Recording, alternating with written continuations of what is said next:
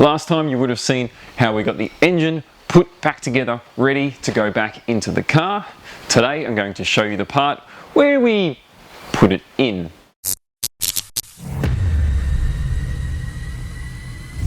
We've had a bit of an emotional roller coaster recently with this car. Thankfully, the rebuild has gone well. The engine is now going back in the car. So once again, I've got a bit of a montage on what happened, on how we put the engine back together and back into the engine bay. Thanks very much for watching. I hope you enjoy. Now, a reminder on where we got to last time. We started with the somewhat assembled bottom end and got to work by installing a number of items including the oil pump, windage tray, sump and the head. First thing for today is to install the new ATI super damper. If you'd like more information on the ATI damper, I have a video guide where I go into some detail on what's involved in the purchase and installation for your performance BP engine build. Moving on, time to get the engine time.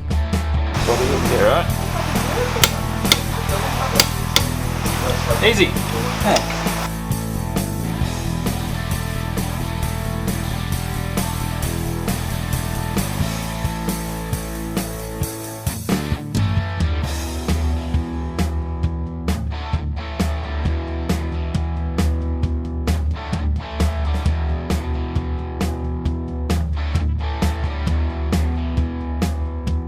Then, next up, I've got BEAVIS Senior looking after the front timing covers while I focus on the intake manifold.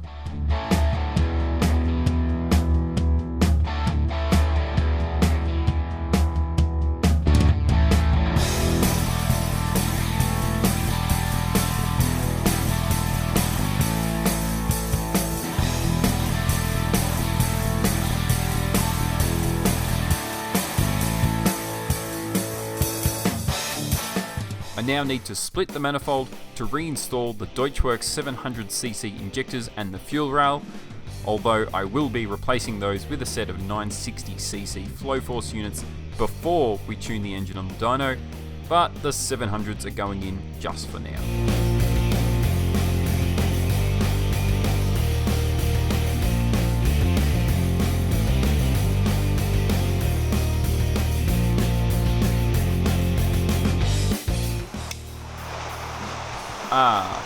Wanted to show you just what sort of weather we're dealing with here. Thankfully, despite the rain, it isn't too cold at all. That's typical wacky Melbourne weather for you. If any of you saw my unboxing of the fake Skunk 2 throttle body, you probably wouldn't be surprised that for this engine I've opted for the genuine item. While the fake is a very good copy, I'm not willing to risk the thousands of dollars of engine parts for the sake of $100 of fake throttle body. So, time to assemble the real Skunk 2 unit before it can be bolted onto the intake manifold.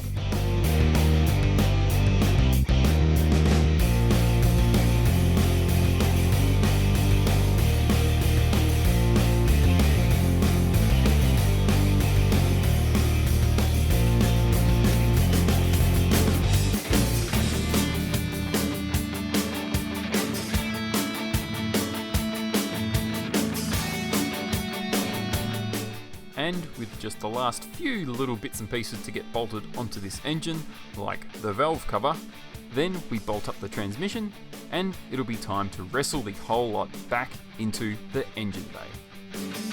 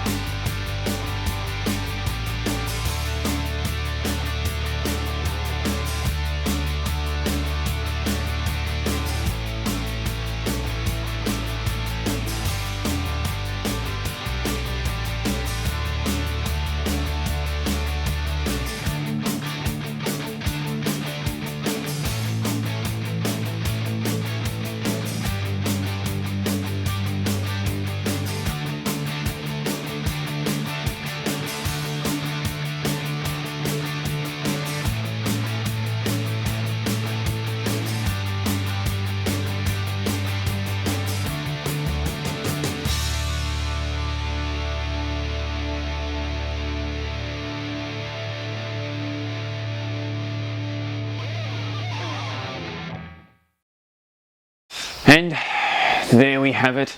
It's mostly in. I've got a few little tidbits to button up, a few little final pieces before we can hit the start button. Of course, you've got to do all the obvious stuff like making sure oil's topped up, making sure we've got oil pressure, checking all our fluids, double checking all of our bolts. I'll go and do all of that behind the scenes, and then in the next episode we'll see if it starts.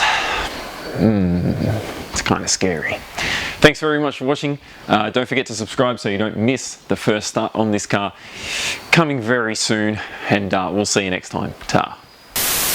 I do need to interject quickly to say one very quick thank you to my old man, who has been a big help with the rebuild of this engine.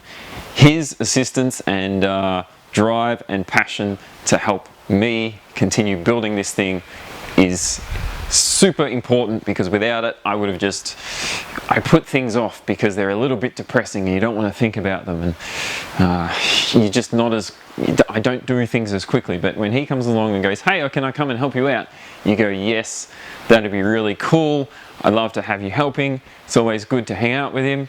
It's always great to do something like this where you can just kind of fart around together, and having anyone else with you can be sometimes annoying when you're trying to work on something that's a bit technical. You don't want to lose parts, you don't want to forget where a bolt goes. But when it's someone like him, you don't need to worry about that.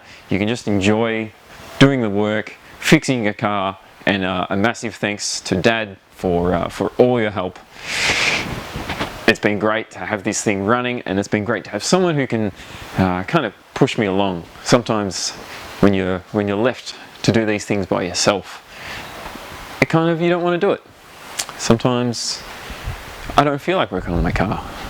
Sometimes the weather's a bit crap and it's too cold or it's too hot. But you can push those aside a little bit when you've got someone else to push you along, and who has the passion that can come with you. So it's always great. You don't want everyone to help you, but there's certain people that you would never say no to their help. So thanks, Dad.